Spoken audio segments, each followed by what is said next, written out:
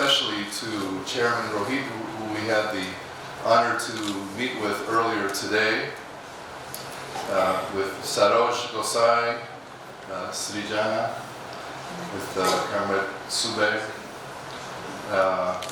with Rajendra, who's been doing an incredible job of translating, and Comrade Surendra Gosai.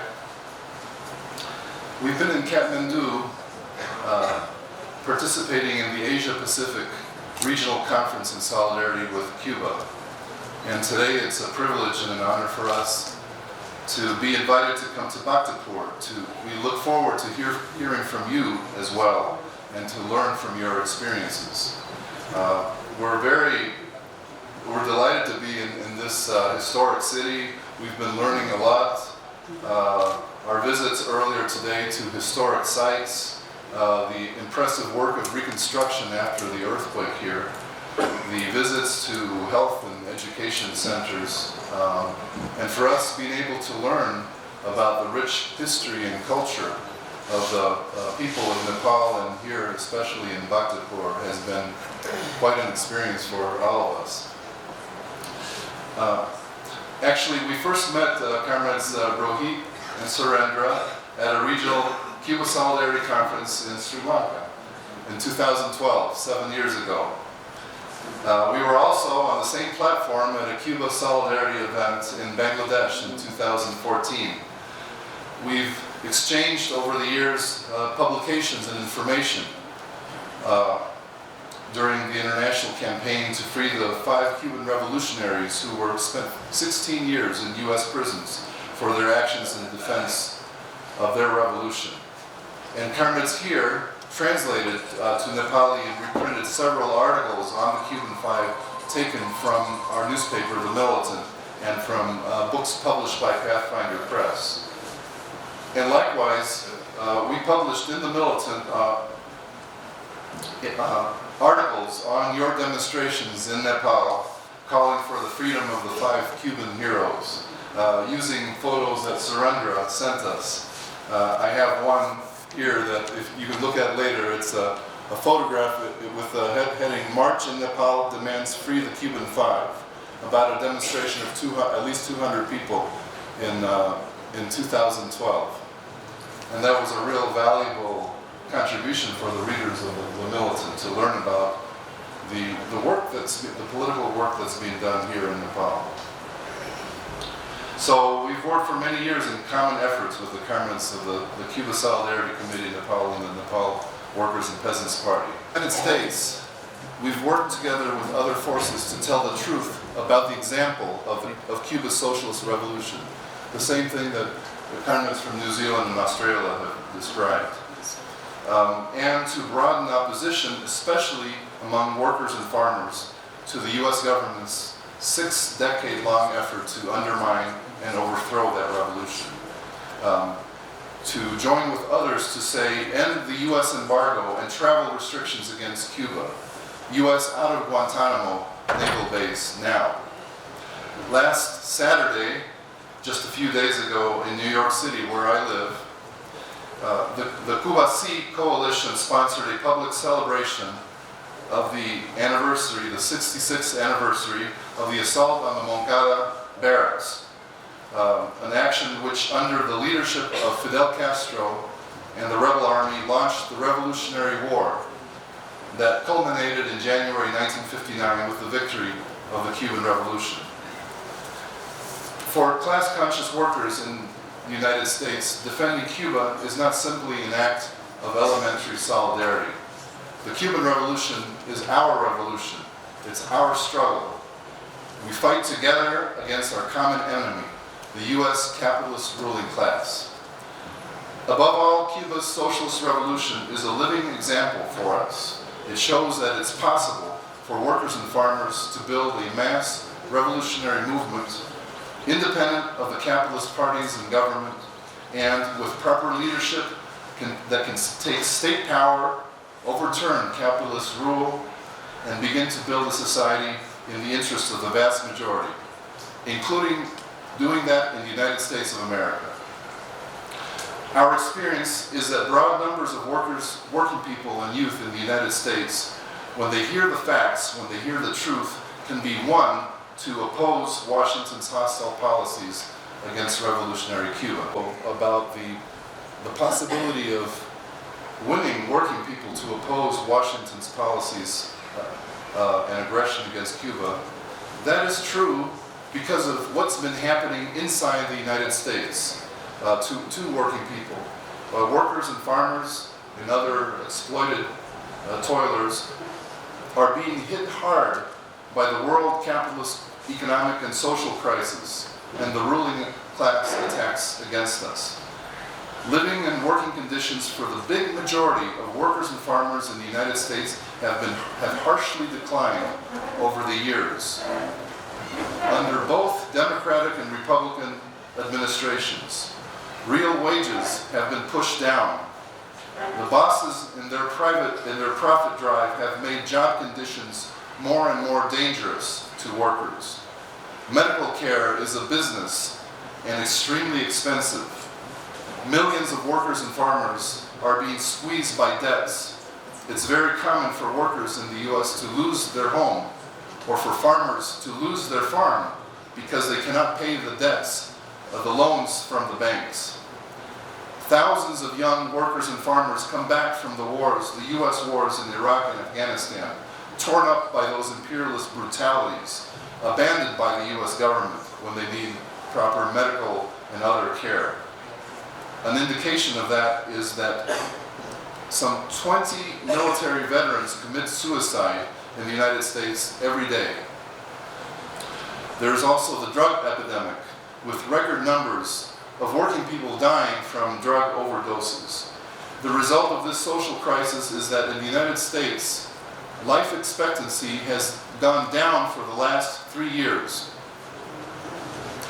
in the richest country, imperialist country in the world. One of our comrades, Samir Hasbun, also from the United States, he lives in Louisville, Kentucky, and works as a cashier, is that right? At a Walmart store. Walmart is the giant company with stores around the world, including, I think, in India. And he can tell you more concretely about the job conditions he and his co-workers face every day and the discussions he has with fellow workers, including some workers at the Walmart store who are Nepali immigrants. But the most important thing that we want to convey to you is that working people in the United States are not helpless victims.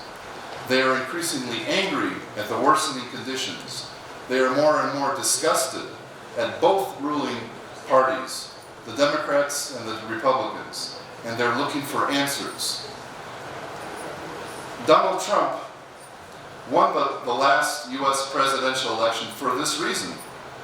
Many working people voted for Trump because he attacked both parties and demagogically promised change, which is what working people were looking for.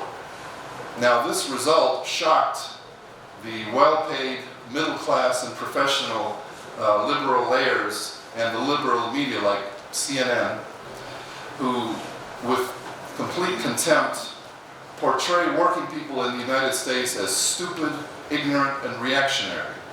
But that is a lie. There are also some struggles that are taking place in the United States. I'll give you 3 examples.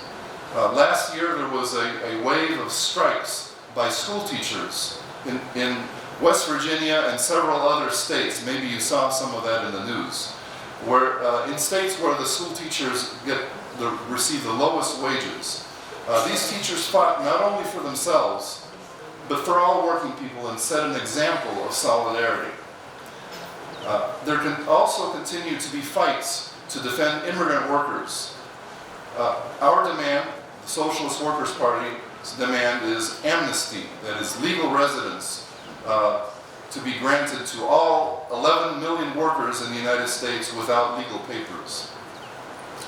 The U.S. employers always try to divide our class and falsely blame foreign-born workers for unemployment, for crime, for other social ills of the capitalist system. Some U.S.-born workers will fall for this trap, But more and more today, through their experiences, become outraged when fellow workers get arrested in police raids or deported. I'll give you one more example of a struggle that's important. Just in the last few days, protests of hundreds of thousands exploded in Puerto Rico, which is a U.S. colony in the Caribbean, a Spanish-speaking nation, which has been devastated by the capitalist crisis, especially after Hurricane Maria. And those massive mobilizations forced the resignation of the colonial government. And in the United States, there were dozens of protests by workers of Puerto Rican origin and students and others living in New York, in Miami, and other cities. Our party champions the fight for the independence of Puerto Rico from U.S. colonial rule. As part of these debates and struggles in the working class, the big majority of the members and leaders of the Socialist Workers' Party are workers, working on the railroads or in big stores like Walmart and similar jobs. Many of us have worked over the years as steel workers or garment workers or coal miners. Like, for example, Allison Kennedy, the party's presidential candidate in 2016, who was a longtime coal miner. And you'll see her on the front page of our newspaper, The Militant, in the article and the picture. You can take a look at afterwards. Our party members are active in building our trade unions. And in workplaces where no trade union exists, we join any effort towards organizing unions. We join workers on strike, like the nurses in New York City who picketed major hospitals to protest understaffing and low wages. We join social and political struggles of all kinds, like the fight to defend a woman's right to choose abortion. We systematically go to working class neighborhoods across the country in both large cities and in smaller towns and rural areas. And we go house to house, knocking on doors, talking with fellow workers, bringing the Militant and these books that you'll see here. And people open their doors and discuss with us. We talk and we explain that we're members of the Socialist Workers' Party who are active in working class struggles and discuss with them our political program to address what our class needs. And some will subscribe to the Militant and buy books such as these. Many workers become interested when we say that working people need to stop supporting the two big capitalist parties, the Democrats and Republicans and all capitalist parties, that instead we need to organize a fighting workers' party, a labor party based on the unions, unions that will champion the interests of all the exploited and oppressed. We explain that we are part of an international class. We're not American workers, we're workers, and that we should embrace immigrant workers as fellow fighters, that we should oppose U.S. war threats against Iran and any U.S. military intervention in the Mideast. That we argue that we should support the struggle for the reunification of Korea and demand that Washington withdraw all its troops and weapons from the Korean peninsula.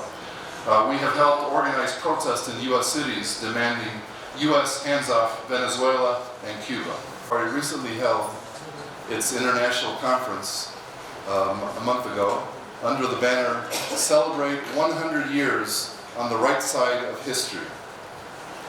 The communist movement in the United States was founded 100 years ago in 1919 to follow the example set by workers and farmers who made the Russian Revolution, led by Lenin and the Bolshevik Party. The Socialist Workers' Party has maintained that unbroken 100-year communist continuity. Today we're facing everywhere in the world a global capitalist crisis that none of us have ever lived through before.